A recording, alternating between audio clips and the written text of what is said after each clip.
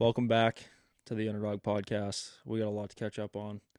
It's been a minute. The last one was early October. We got to start getting back into a routine of doing these, though. Yeah, Probably like at least bi-weekly. At I least think bi-weekly. the last little bit, it's been a bit of a shit show with TikTok. Yeah. Really, we've been pushing the lives every single day. Yeah. Yeah. Are we doing a live after this? Yeah, Probably should. Yeah. we probably should. Yeah. And there's where our day goes. Yeah. Yeah. We've really been pushing on TikTok. That's been a huge. Today will be more behind the business, obviously, but just talking about what we're working on, wrap up 2025, I guess highs and lows. I don't even know what happened in 2025, honestly. Like, I don't know how far back that goes. Like, Kind of let's see. disappeared We launched into the full chain, Hannaford. That was spring. right before Christmas. We came out with Patriot Pop. Yeah. We've had a lot of highs and lows this year. It's been a huge learning curve overall. We really thought that we needed to find an influencer. That was something that we thought was a huge volume driver opportunity for us. And that ended up falling through in the spring, which was more of just a protection for ourselves, reason why we stepped back. And we had to kind of fight to find a new avenue for growth, because at that point, retail was a primary driver for us. That was, 2025, that was where most of our revenue came from, was retail. At least in the first 8 months, call it. Yeah, the first 8 months or so. And it was kind of like we were just on this hamster wheel, because we were doing samplings every week, demos every week, trying to get interns to do demos and stuff at Hannaford, because we had to make it a win. But organically, I think that's something that we've really focused on. How can we organically grow by not, and by organically, I mean not spending money, like through paid advertising. And that was when we came across the live selling, which has been a huge opportunity. I think even back when we launched on TikTok, it wasn't a huge buzzword. Like, I don't think there were, like, Gary Vee wasn't talking about it. Hermosi wasn't really talking about it. Talking about live selling Live specifically selling on TikTok. Yeah. It's become, like, I think over the past month and a half, it's really started to become all the rave by, like, entrepreneurs, marketing minds like Gary Vee. I mean, I feel like I see a post by Gary Vee every single day talking about live selling. Yeah. You know, so that's been a huge opportunity for us and bolster for our growth in the past few months. But it's not without the obstacles that you face. And I think that's something that at least I think we've both come to realize, that it doesn't matter what opportunity presents itself, there's always going to be something behind the curtain waiting. Yeah. Yeah. Here's I'll give you my run on like perception of TikTok so far from start to finish. It dated back to last May when we first found out from Cliff saying, like, we should be doing X amount on TikTok. And at that point, like this, I remember it specifically because I was in Salt Lake. So this was May 2025, where I was like, selling on TikTok, what the hell is that? Like, Yeah, but at this point, there had been no. It was still owned by Chinese. right. You know Yeah, what I mean? yeah. And I don't Yeah. think live selling was really a thing then. But I just remember Cliff saying, like, you guys should be doing, this amount every month on TikTok. And I didn't even know you could sell on TikTok directly. I was just like having a link to go to the website on TikTok. I had zero idea. So that was when we got TikTok set up, and from a selling standpoint at least, and got the products in TikTok shop. And my first perception was like, okay, well, this is extremely slow. Remember in the summer when we'd see the blast, like Mike would put the orders through, we're like, holy, we just made our first sale on TikTok, like we got someone to buy, and we're like, wow, okay. Yeah. And it was like, we'd be pumped that we had a single sale on TikTok. We're like, okay, there are people that buy on this platform for that specifically. And then it wasn't until the lives in September where it was like, okay, we can actually sell. Like, look, we just did a live and made 4 sales. Like, that's more than we've ever done on TikTok. I mean, the first live stream was me sitting at my desk in the apartment.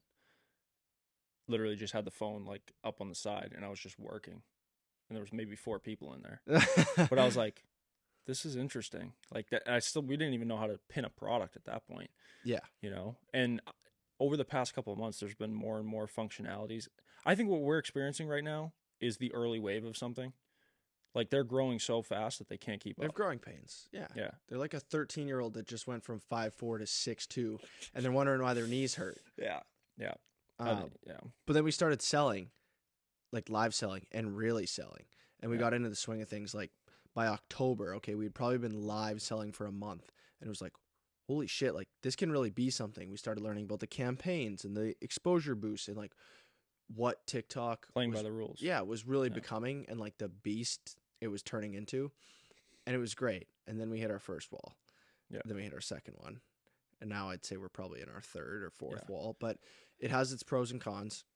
We've seen how successful it can be. Like we've done $1,000 days, like Yeah. numerous times now. Like you can On just TikTok. on just That's TikTok, crazy. yeah. It can be so winnable, but we've seen how difficult it can be logistically to maintain that. You Yeah. need to play by their rules. It's not like selling on your own website where kind of anything goes. You are very much restricted to play by their rules. Yeah. And we've learned everything from, and this is going to be stuff that your average customer wouldn't understand, but maybe there's other beverage owner or business owners out there selling on TikTok that'll understand. Like the shop score, the rating you get as a seller for fulfillment, reviews, Yeah. return rates, customer support, very much controls your success on TikTok as a whole. And we've seen how easily it can be influenced, how much of it is out of your control, which has made it frustrating because we've seen how successful it can be. Yeah. Well, the first issue we came to was fulfillment. That was when we switched from 3PL to our own fulfillment. Right. Because packages weren't getting delivered on time. We were getting dinged. And everything was showing up damaged too. Everything was showing up damaged. We were like, we got to change something. Mm. And at that point, I mean, there was no letters. There was no flyers going in. Maybe a flyer. We don't know what was going in there. Mm. You know what I mean? From the pick and pack fees, you have it at 3PL. And I think that's something that, from the standpoint of being a small business, you have to take every leverage point that you can to grow. Mm. And I think the customer service aspect, it's a controllable. And that's something that we talk about all the time is like, what can you control? There's so much that is out of your hands that you can't control, but the things that you can control, you got to control them like to the best of your ability. And that one thing was fulfillment. How many times have we seen customers where it's like handwritten? We've seen videos from creators that it's like handwritten note. Like you don't see this ever. Yeah. And that's the difference maker. Yeah. Yeah. And I think that helps with retention and loyalty. And I think one thing that we're fighting right now is like how we pair up from a flavor standpoint with other brands being naturally flavored, colored, and sweetened, which not a lot of people understand that. And when it comes down to an actual R&D formulation standpoint, how difficult it actually is. But why we're doing it is because we want to be the cleaner alternative energy drink, because no other energy drink's willing to do that because they know the repercussions. And we faced them. And Yeah. we've learned. Yeah. I'm not going to say we learned the hard way, but in a sense we did. I think for me personally, I'm not going to speak on behalf of you, but when we first launched, I thought we could be successful because of the ingredients, and people are going to understand that it's not going to taste as good, but it's better for you. We don't put the shit in it that makes it taste great because we wanted to create a cleaner alternative. And I thought we can win because people will appreciate the ingredients and understand that it's not going to taste the best. That is not the case. That has been eye-opening to me that you can't win in the beverage space with a subpar tasting product, no matter how good your ingredients are. Yeah. It doesn't matter. It doesn't matter if it could cure cancer. If it didn't taste good, people would still leave us a shit review. Yeah. And I think we've learned the importance, and that's why a lot of brands look at Lucky. We've even been in their live streams where they say, oh, it didn't, or even that LinkedIn article specifically where they talk about how they tried using stevia and it just didn't taste right. So we ended up going with sucralose. That's exactly why, because they couldn't afford to sacrifice the flavor. Like, I understand it. Yeah. I do. But I don't think it's right. I think exactly. I think that's the big piece that a lot of people appreciate who do understand what we're trying to do. There's a small subset, and I'll call it like a niche audience that will look at Lucky, who presents themselves as a cleaner alternative, but they won't drink it because they know that they're cutting corners and that they're not presenting themselves as they should. They're not being transparent, which is one of our key pillars and values that we present ourselves in just daily life in general. Like even talking about like reviews, like what some brands do on TikTok where they're buying product and then leave. from other brands leaving bad reviews. Like we would never do that. Mm-hmm. We couldn't do that. I couldn't morally do that. And I think that there's always karma involved in that. Like who knows what happens 3, 4, 5 years down the line for brands that are doing that. Mm. You know, unethical, immoral, whatever you want to call it. But yeah, I mean the adaptability that you have to have on a platform like TikTok, being a smaller brand, is crazy. I mean, although we've made tweaks to our formula and flavor, improvements every single time, there's always more. We talk about it all the time. There's Every always time we produce, we're like, this is the one. no. You know, no, it's always going to be something. The next one, we're like, we have this dialed in, it's perfect. There's going to be changes that we make. Yeah. So, Yeah, it's going to be a never-ending cycle. But yeah. I think if there's two, I'll say maybe three things that have come out of TikTok that have been good for us. Obviously, lots of good has come from TikTok, obviously. But one, you can gather a shit ton of data in a short amount of time. I mean, we've sent out over 1,000 packages in the last month. Over 3,000 units sold. Yeah. 3,000 units. That's more than we sold in our first 2 years online. Yeah. So you can gather a lot of data quickly, and you can learn what needs to change. Yeah. We've learned what we need to tweak in a 2-month window. Then it took us 2 years to figure out, okay, should we change this? Should we tweak this? You know, because you have so much data with TikTok. So I think that's been one. There's the amount of repetition. You gather so much data, so much information. There was something else I was going to say that we've gained from TikTok, and I can't remember what it is. Well, the live selling, just to harp on that too, you get direct feedback from people in the chat. Mm-hmm. Like it's not like you get a review and it's like, okay, you know, this person didn't like that or something like that. It's you're talking to the person on the other end, even though you're not talking to them in person. And I think that's where we've gotten most of our, you know, feedback from. And I always think about it, or at least in this example, you think about a business, right? That the bigger you get, the more money you have to allocate towards marketing, the more money you can spend, the faster you're going to grow. So that's that bell curve. Mm-hmm. And it's the same thing that we've been getting with feedback. The more that we go live, the more feedback that we can get, the more customers that we can get. We can understand geographically where our customers are coming from. Like we're working on now, what's our next market that we want to get into? Mm-hmm. And like a lot of it's unfortunately West Coast. Yeah. You know what I mean? So like there's all that side of things too that we can better understand. And honestly, I would love to dive into it even more and figure out taste preferences in certain regions. If we had a bigger team, that would be pretty cool. Yeah, that was the other thing I was going to say. Like, one being, yes, the data and what we've been able to learn. And two, how dialed in your niche needs to be. Like, everything from the product description. We can't have, like, we've learned that people really are. And, you know, it's so easy to get caught up as a business owner for your own product because we know better than anyone what it's supposed to do, what's in it. People don't. They look at the can, and that's all they can perceive is they're going to pick it up for 3 seconds. Yep, looks like an energy drink. Should taste good. Okay, it's going to give me some energy. That's it. You know, they're not going to understand. And it's so easy. And I find myself like, it's naturally flavored and sweetened. Like, what don't you understand? Like, yeah, it's so easy for us to say that, but a customer's not going to know that. And where I'm going with this is it makes you realize how dialed in your marketing and appearance needs to be if you want to reach the right customer. Mm-hmm. And we've seen how important that is to reach the right customer. If we want to limit our negative reviews on TikTok and ultimately accelerate our growth, we need to dial in our appearance and our description to target the right customer and avoid the bad ones. I as much as we want to make sales and as much as you want to be sales hungry, especially as an early brand, and you're, you know, not, I don't want to use the word desperate, but you're so excited just to make sales and move it. Yeah. You can't afford, or we can't afford, and we've learned this, to have the wrong person buying your product. If you're going to have a person spend $30 and you're like, okay, great. But if they're expecting it to taste like a Monster or taste like a Red Bull and be super sweet, and like, if that's what they're looking for and they leave a bad review, it's hurting us in the long run. And I'd rather sacrifice the $30 that we made off that customer because their 1-star review limited us from making another 250 off 4 other customers because of the suppression we get from their bad take. So it's really at least taught me and taught us that we need to have our packaging and our description and our message of what is this going to do, who is it for, really dialed in. Yeah.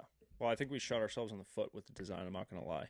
I think that's something that obviously we're working on, that we've already spent numerous hours on figuring out how we want to present ourselves, because this is what they see, especially in retail. I think retail even more so. Like when this is sitting on the shelf, You should be able to tell exactly what that brand stands for just by looking at the can. And I don't think we have that Mhm. because we've tried to, and it's this kind of double-edged sword of the underdog. It's a hardcore mentality kind of thing, right? Especially when it comes to sports.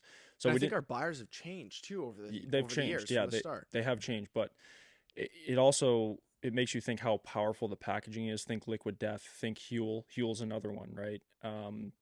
Very simplistic design, or RX Bar. Let's use RX Bar as an example because they did it perfectly, right? And they were the first ones to put their ingredients. They were like, you know what? Let's not put our logo direct front and center as the primary focal point on the front of the packaging. Let's put our ingredients on the front. Mhm. What's actually in this thing? And that was like groundbreaking in CPG and food and beverage in general. And there's a lot of brands like Huel who actually took that marketing playbook and put it into their own design. And that's what Huel does. In their, I think it's their greens can or whatever, it just says Huel right on the side there. And it's like a green can. And they have a very simplistic design, but the primary focal point is like, it is simple.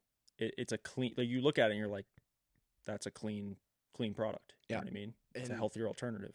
where I really started to notice it too is being out in Salt Lake. Actually, it's a more health conscious. Like I think that's Yeah. Utah, and Sid said the same thing about Utah as a whole. It's very like everyone's in good shape. Everyone works out. Everyone takes care of themselves.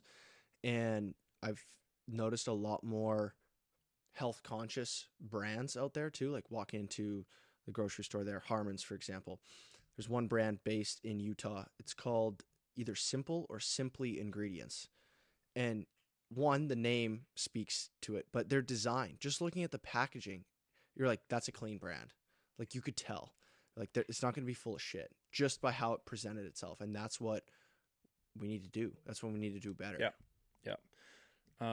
There's a lot of pieces that you learn, and I think that's I think a lot of them we've had to learn the hard way too. yeah, but I think that's the only way you can learn. Mm-hmm. It's just like if you were, you know, what's a common obstacle that a startup business has to face? It's capital. Mm-hmm. If we were given $1 million when we first launched, we probably would have blew it all. Wouldn't appreciate it. Well, it's that, sure. but we wouldn't have learned the things that would work for what we have. Mm-hmm. Now, you look across the whole energy drink landscape, we'll just say beverage in general. One person's playbook probably won't work for another brand simply because of the image that you're trying to convey. And there's so many different ways that you can approach our marketing that it's like it's kind of like what we had in our original cans. It was too busy. There was too many value propositions. We wanted to get everything across. We're like, it does this, it has this, like, Yeah. and we wanted everyone to know it. And now we've learned, and part to what you were talking about earlier of like TikTok and gathering data, it's like time release caffeine, natural sweeteners. Mm. Those have been our big two by far that have gotten people over the edge of like, they ask you, how are you guys different from every other energy drink? I think before we would have had a much longer story. Mm-hmm. Now it's like we can really hammer in on what people are looking for. Mm-hmm. And I think that helps us, one, figure out our talking points when we're talking to customers live selling, how we want to convey that on our website, in our email marketing, on our cans, even more importantly, which is like part of the reason why we always want to rush through our inventory is like, that's one thing that you can't implement right away, especially if you did a big run. It's like, okay, shit, now we got to get through all these cans because now we learned something that we didn't know before. Mm-hmm. And now it feels to us like we have a subpar design or a subpar marketing approach. Cause now it's like, we can change all the email campaigns, the whole website to be that more like sciencey, simplistic design, but we still have these cans. Mm-hmm. You know what I mean? So it's hard to convey that. And I think that's that balance that I was talking about before of, we try to go after that hardcore athlete or that hardcore mentality of self-development while also having a clean can. And it's hard to convey both. Mm-hmm. Yeah, it is. Yeah. But we've learned the importance. What's more important, Yeah. Yeah, and like you said too, it's never gonna stop. Like I remember the first cans. Okay, it was the spelling mistake on the label. Oh my God. We can't wait to get rid of these. And we see those cans now and we're like, those are, I look at them, I'm like, what the fuck were we thinking? Like those cans are god awful. It's nostalgic. I love it. Then we got Blue Raz and Yeah. the new strawberry lemonade, and we're like, no spelling mistake. This is great. Yeah. Then we had a retail opportunity. Well, that presented a new opportunity and a new challenge. We're like, well, we can't have Beta Alanine in cans Yeah. that 60-year-old people in Hannaford are going to be drinking. Mhm. We can't wait to get rid of the beta alanine. Yeah. Then we got it out, and then we had a slight solubility issue with the new ingredient. Can't wait to get rid of these. Then we get to New Jersey and produce, and we have custom trays. The cans are sharper. It really pops. We fix some of the messaging, fix the label, the barcode. No more barcode issues. Made the barcode a little bigger because we didn't know that they were going to not scan at some locations. Like all things that we've learned, and this is essentially our 4th iteration: spelling mistake, beta alanine, solubility, and now these ones. These are our 4th ones, and we're still like, we can't wait to get rid of these because we have a new can design and a new formulation. Like we're gonna be on our 5th iteration. Yeah, and I forget who I was having this conversation with, but they were talking about vitamin water. I think it's Body Armor. Is that the Body story Armor. you're gonna talk Body about? I was Armor, just gonna say. Yeah, talking about how, I mean, they were probably doing at this point hundreds of millions of dollars a year in revenue, and they were still changing the formula, which I do remember them, especially because I used to drink them all the time. Yeah. And I noticed improvements every single time because when they first came out, I was like, these aren't, they don't taste great. I still drank them, which I don't know why. I'd like to think about that more and why I kept drinking them. Maybe back to them because you knew it was good. Because I knew it was better. It's hydrating. Better than a Gatorade or whatever it might have been at the time. That was all I used to drink when I was younger. Look at Jocko. Yeah, Jocko's their first one. ones were oh my great. God, I had their first cans. Like the first one I had was when I was out in Hawaii, and I was like, oh my God, these are not great. But I drank them because one, I was supporting Jocko, and the mission, the vision, the brand. Did you go leave him a 1-star review and tell him it tastes like drain cleaner? No, I didn't. Oh, I didn't. Weird. As a matter of fact, I applied to be an affiliate, and I got it. And I've supported them over the years still, and we drank them at the Copac at that time because they produce at the same place that we do. That was kind of a full circle moment. Yeah, and I was like, oh my God, these have come a long way. Yeah, and we're like kind of like that step behind them in the formulation process. I think the next edition of our cans and formula are where they are now. Yes, and in terms of taste, like me personally, even on the ingredient side, like looking at the formula and what they're using for sweetener specifically, I've learned stuff. Like now I understand why they use Reb M. I do. I get it. Yeah. Like before, I remember seeing that. I'm like, why do they do that? And they use monk fruit, and like very similar ingredient profile from a formulation and specifically the sweeteners. Mm-hmm. And I was like, why do they do that? Like they're going for the same cleaner alternative. So I was like, okay, cool. They value the same things that we do. So why are they doing it this way? And then once we tried it, and now that I understand a little bit more about the different types and strains of stevia, I'm like, I get it. Like I do. Yeah. Like they are one step ahead. Yeah, and I think the other thing too that we've realized is optimally dosed formulas. Like the more functional ingredients you have, the more masking that you have to do with the flavors. Harder and it is to make it taste good, and the more expensive it becomes. Exactly, which I think a lot of big brands, they don't even waste their time doing that because what's most important over everything else? It's flavor, it's taste. So it tastes good in the beverage space. Yeah, exactly. So you know what's funny too is like even dating back to the Wizards, I was close with one teammate, Trent Pitzer. I don't know if I've ever told you about him. No. We'd always go to GNC together and buy our supplements. Yeah. And that was when the Beyond Raw. I used to love Beyond Raw. Did you ever have the can? The pre-workout No, I've can? never had the can, oh but my God. I used that was my first energy drink I ever had. Really? So I've used their powdered pre that whole year. That's all we used was the Beyond Raw pre-workout. It's lit, right? Yeah, lit. Yeah. And then they came out with Lit AF, but they're BCAs too. Used to buy them all the time. They had tons of crazy flavors. Anyways, I always used to say like I liked that Beyond Raw. They came out with a full line. They kind of had it all. And like at that point, okay, I was 16, turned 17 that season. I was like, I can't wait to like I'm gonna have this someday. Yeah. Like I remember telling them that. And flash forward, I was looking at the document that we would have been working on the bus 2020. So this is like before pre-workout you're talking about? Yes. Yeah. And the list, it was like 18 active ingredients. And I was like, you remember the scoop? Yes, dude, it was like a protein scoop. But this would have been even before that when we were formulating, like what do we want to put in this? Yeah. It was 18 active ingredients. Like it had vasodrive, it had citrulline, it had beta, it was like I wanted to make an all-in-one. Crazy. And from that was me with zero business experience or knowledge or understanding of unit economics or anything. It was just like, how can I make the best possible product? I wonder how much that thing would have costed. It would have cost like $100 we would have had to retail it at. Yeah, literally. And we make like 5 cents. Yeah. looking back, it's like, and I get it now too. Like just seeing it, it's again full circle. Buying supplements when you were little, it's like, well, why do they do this? Like, why can't they Yeah. just put 8 grams of citrulline in there? It costs too much, and then you bitch about the price. Yeah, Like yeah, I'm my yeah, own worst enemy for that. Like yeah, I'd be their customer that they'd hate, younger me, because I'd be like, well, they underdosed it, and then yeah, you find one that's dosed. It's too yeah. expensive. Like I get it. That was why I It's used to get frustrating. the lit pre-workouts because they were the cheapest ones Mhm. in the store. And that was what I would always go for. I mean, I remember I used to look up at the pre-work because I was a huge pre-workout fiend at Oh one yeah. point where I was just 2, 3 scoops a day that I was doing before my workouts. And I remember like it was like the top shelf and it was always like these high-end brands. I was like, oh, what would it be like to have that one? Like that's gotta be crazy. It would be like $70. I'm like, I'm never gonna get my hands on that, you know. But yeah, That's I mean, funny. it's a whole learning curve. I think it I think that also just in terms of all the stories that I've read about other entrepreneurs that start and grow businesses, usually it's not the first one that is the winner. Mhm. Like you're catching lightning in a bottle if you win in the first business that you start, which I've done many like just online brands and stuff like that, and you learn so much each time that there's like such a I wonder what the percentage chance of a successful first business actually is. It's probably like 0.00001%. Well, even some of the investors that we've talked with, and some of the ones you've talked with just through LinkedIn, I forget who it was specifically, besides the point, but he started like 20 businesses Yeah, and oh yeah, exited 7 of them. yep. And he Like, was doing business deals with Bill Gates and Jeff yes, Bezos yeah, and yeah, crazy. crazy. Yep, It's 32 businesses, 25 of them failed, yeah, but he succeeded in 7. hmm So I don't and he's know. a multimillionaire. Yeah, Yeah, probably with a B in front of that, yeah, but yeah, it's um, crazy.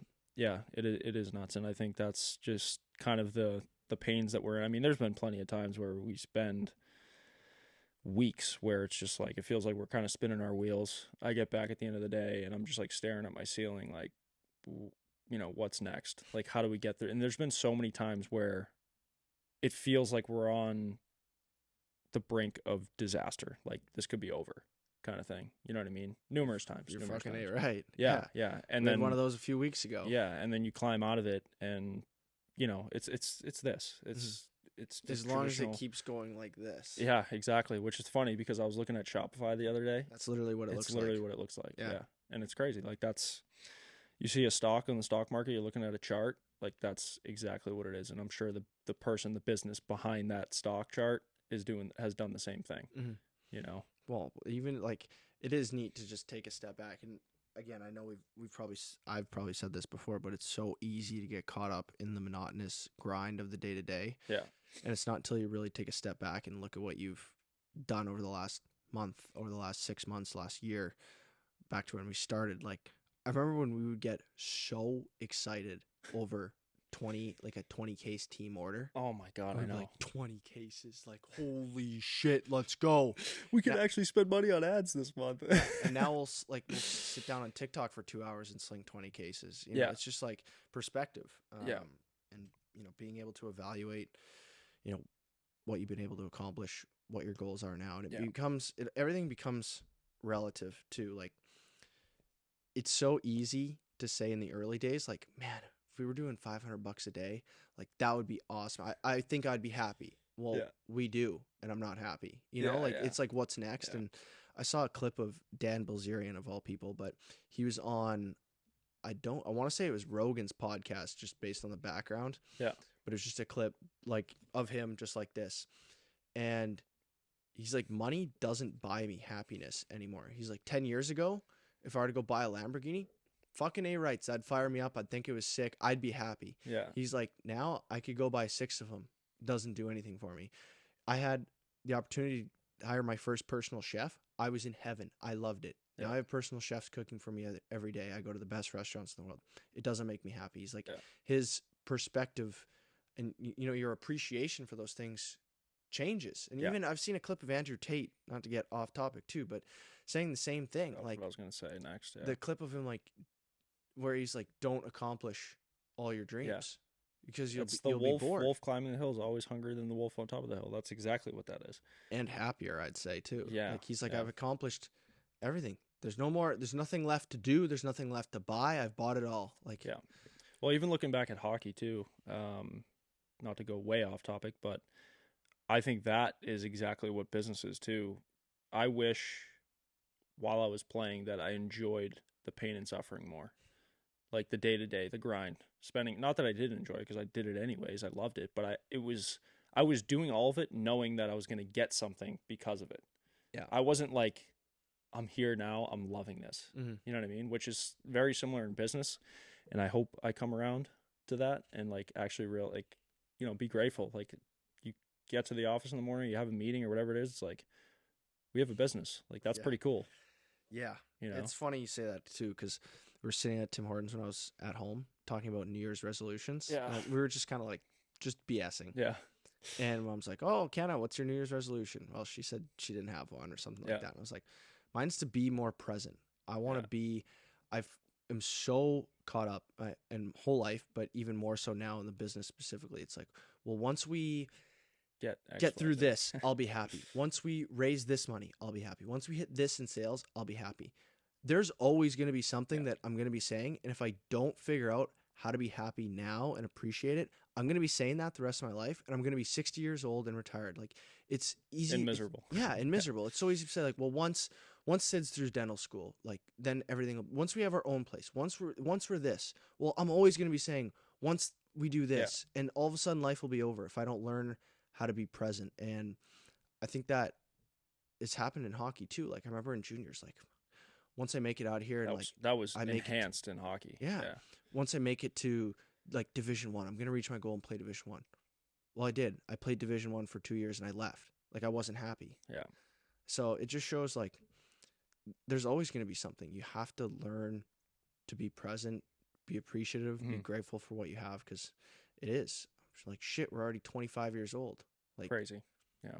I can't believe that. That's like been the biggest thing for me this year is like now, well, both of us, like we're closer to 30 than we are 20.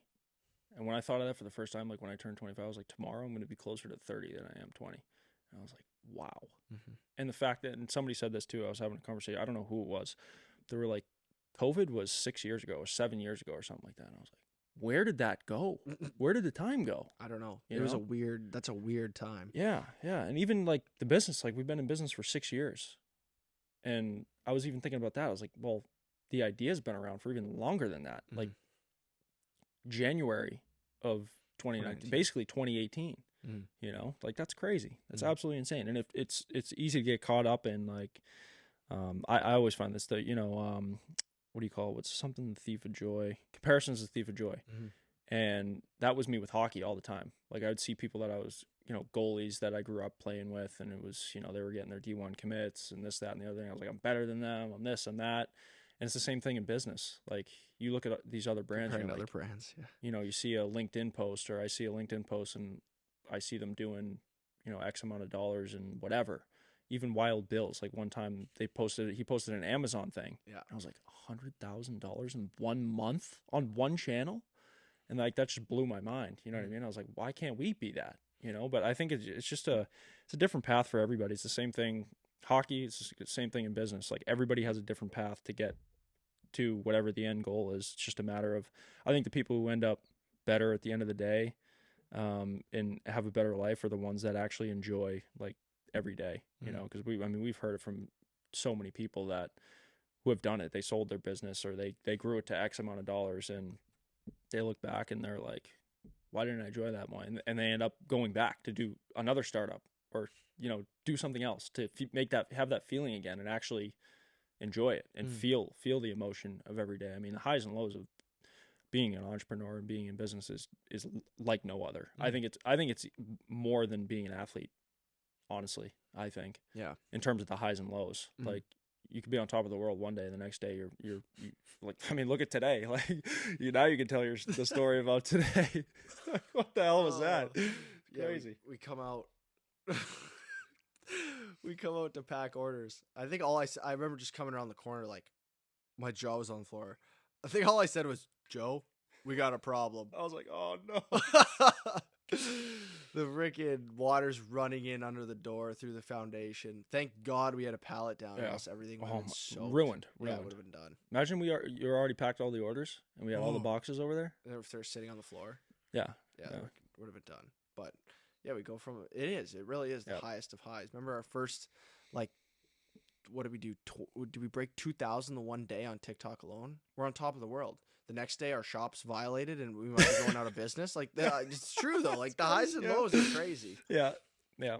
Yeah. And I think that's the other thing too is like we've been in this TikTok, TikTok, TikTok. Like this is our winning channel that we finally found to scale on, and I think we've realized how quickly like we have to have um, another channel that we can grow alongside it Mm. because you can't put all your eggs in one basket. It's like Yep. another timeless saying. You can't have all your eggs in one basket, and that me. Um, with hockey and everything like that, it was always like, oh, I don't need a plan B, blah, blah, blah. I'm going to the NHL. You know what I mean? I'm going to make millions of dollars and retire my parents. Well, that didn't happen. You know what I mean? I put all my eggs in one basket. And I think that's very similar with the small intricacies and aspects of business is like, it's sprint mode 24/7, but it's a marathon too, Mhm. which is exhausting. Yeah. You know what I mean? So I mean, let's see. Black Friday was crazy. That's Yeah. something that we can talk about too. Yeah, I forgot Um, about Black Friday. We ended up clearing about $7,500 on just Black Friday. yeah, Like that was our best on day. TikTok. Yeah, Yeah, on TikTok. that was crazy. Yeah, I forgot about that. 24-hour live stream. We saw the opportunity with live selling, and the more that we looked into live selling, it was like, wow, this brand literally doesn't get off live stream. They have a different host every 3 hours, and they're on 24 hours a day, 7 days a week. Mm-hmm. And we gave the 24-hour live stream a go, and that was just a crazy experience. Talk about highs and lows. It was like, and just obstacles and everywhere. It's kind of like, it reminded me a lot. This is gonna sound fucked up, but kind of like running an ultra. Like you have these crazy highs and lows all throughout the run, and it's like you condense 10 to 15 years of adversities of life into a 24-hour span. And the live stream, like the shit that we dealt with, I mean, we got shut down like 4 times throughout the day, but it was like, oh my god, we got to start over again. Yeah. And you just keep going, you keep going, you keep going, you keep just, I don't know, sticking to it. And I think that was like the business condensed into one day.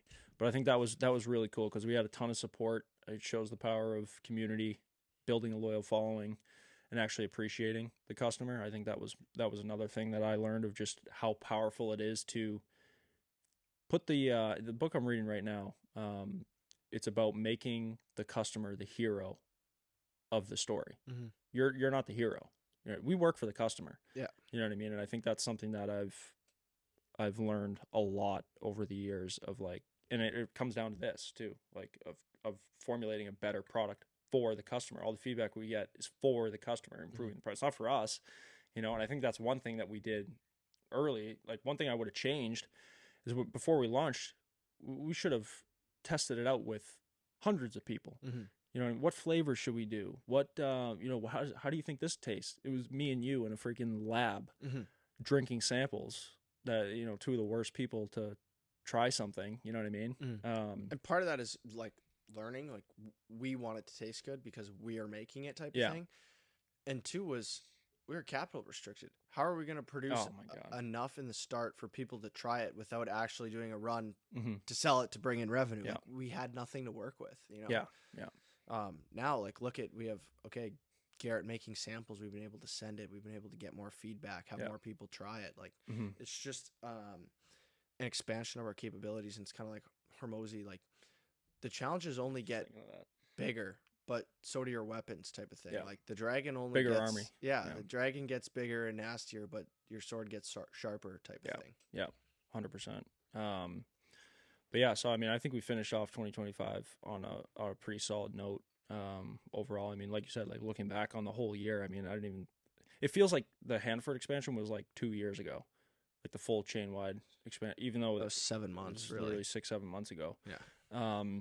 So a lot has happened, a lot of opportunity. Like the outlook on 2026 is very optimistic with things that we have the opportunity to pursue. It's just a matter of execution, which is just like anything. Like you got to execute.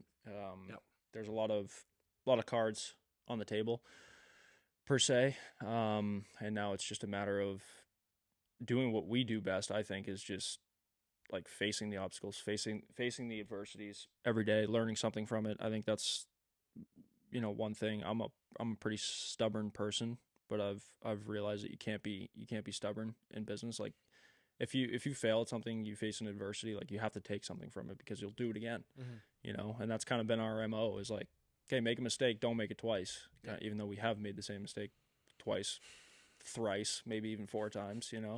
Um, but yeah. So what do you think for 2026? We'll wrap it up on a note of 2026. I mean, we've said this every year, and it has been. It's going to be our biggest year. I mean, if we can even come close to some of the projections and goals, targets that we have in mind, like it's going to be our biggest year. Even this year, this was our biggest year by I don't remember what we were up year over year, but pretty massively. Yeah, And if we continue on that trend, like it's going to be pretty incredible. Like you said, some of the things like sticks in the fire. There's some big things that could come to fruition here in the first part of 2026, and I think there's only bigger things on the horizon between, yes, the opportunity with TikTok if we can really kind of corral the beast. Amazon is another one if that can continue trending in the right direction, especially since of the inventory we have there. And then the retail side is maybe the biggest. And I think what we're able to do with some of the new partners that might be getting involved and some of the people that, they know from athletes to, that's just going to feed everything. That's going to influence the D2C. People are going to see it in stores now. On all fronts, we're headed for our biggest year. Yeah, I think we're reaching a new phase too, where we're gonna exit this kind of me and you grind every day, and it's gonna become hiring, managing teams. Mm-hmm. Because if we actually reach the revenue targets that we have, and we actually execute on the opportunities that we have at hand, we have to grow the team, and that's going to be our next learning curve. Is like managing people. Which is everything. That's the only way you become a successful business if you can manage a team and lead. So which I think we're more than capable of doing. But it's a matter of, that's probably something that we should focus on, like getting prepared for, is like getting the right pieces in place. What's the next hire going to be? Which we have an idea. I think there's a few low-hanging fruit that we got to get sorted out, like a warehouse team, social media, like all that kind of stuff. And then you're looking at like sales reps. Okay, well, they're going to be out on their own, hitting the road. Like they have to be trained. They have to understand how we want to be presented. I think that's one thing that we've seen too is like, I'll use First Form as an example. Just about everybody who works there carries the same personality, charisma. You know what I mean? If they have that Form logo on their shirt, you know what you're getting, kind of thing. And I think that's something that we're going to have to instill in the environment that we're in, which I think, work ethic, transparency, integrity, like all those things are going to come into play. But I think there's a huge opportunity for growth, 150% year over year growth this year. I think we could do more than that in 2026. But yeah, we'll end it on that note. Like I said, we're gonna start doing this more regularly. I think, we'll see. I say there's a lot of shit that's behind us now, and we're kind of in a groove, but we're just gonna be adding hours over the day. Some more bigger shit coming. So, but stay tuned. We got all of our snippets we post on all social platforms. If you want to see clips from the podcast, we'll have the full video version on YouTube and the audio version on all streaming platforms. And if you guys want to get yourself some clean energy, Underdog, right here. Underdog Energy, all naturally flavored, colored, and sweetened. We got 5 performance ingredients. We have a science page on our website if you want a full in-depth breakdown of the product. But we appreciate you guys. Thanks for listening. We'll see you on the next episode.